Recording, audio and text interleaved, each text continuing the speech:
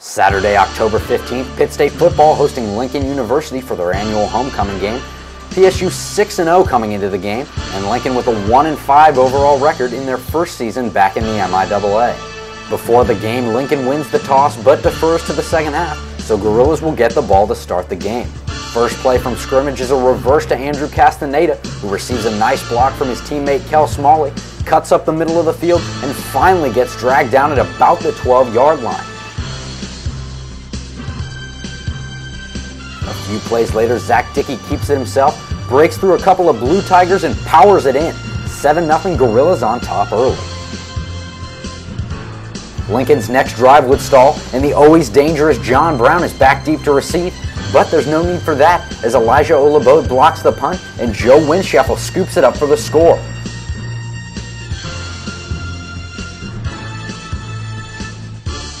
A botched hold on the ensuing extra point try would cause John Thomas to take it in himself for the two-point conversion. Gorillas up 15-0 only minutes into the game. A few drives later, Zach Dickey offered the play action, sees an opening in the line, and breaks off a 33-yard touchdown run. That's his second rushing score of the night, and Chase McCoy would tack on the extra point. Gorillas take a 22-0 edge. A few drives later, Blue Tigers had the ball inside Gorilla territory for the first time, but a bad pitch would allow Naeem Forrester to scoop it up. Looks like he's going to be brought down, but shakes off a couple of tacklers and rumbles 61 yards downfield for the score. Gorillas up 29-0, and it's still the first quarter. Bryson Wilson would cap off that monstrous first quarter for the Gorillas with a 6-yard touchdown run. His first of the night, and Pitt State leads Lincoln 36-0.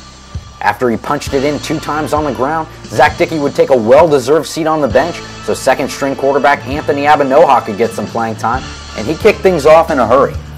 First drive of the second quarter, Abanoha looking deep to his wideout, John Brown.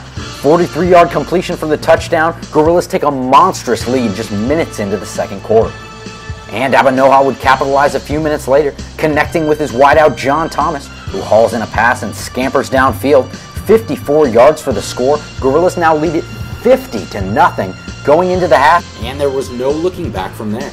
Avery Adair would add a block punt recovery for a touchdown.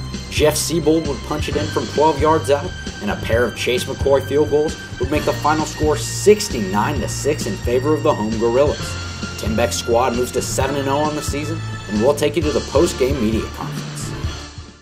You know, at halftime we went in and changed some of our special teams as far as personnel, try to make sure we get as many people in the game as possible, and then we were able to play a lot of people in the second half, and that was really good. Yeah, I'm impressed. We came out real hard, came out real fast. Our coach was talking to us about playing hard every play, no matter who we play, and I think we did that, did a good job. The start was good. We came out and fly around. I'm pretty sure we started with a 3-and-out, but it was good how fast we played, and everybody knew their assignments. We kind of worked on a lot of repetition this week as far as like what they run. So when they came out and ran it, we kind of knew everything they was doing. So it was good and easy for us to fly around. And they came out and ran a lot more than we expected them to. So that kind of played to our favor with as good as our D-line and linebackers are. The Gorillas will be on the road next week for a tough matchup against MIAA opponent Central Missouri, with kickoff slated for 1:30 p.m. in Warrensburg.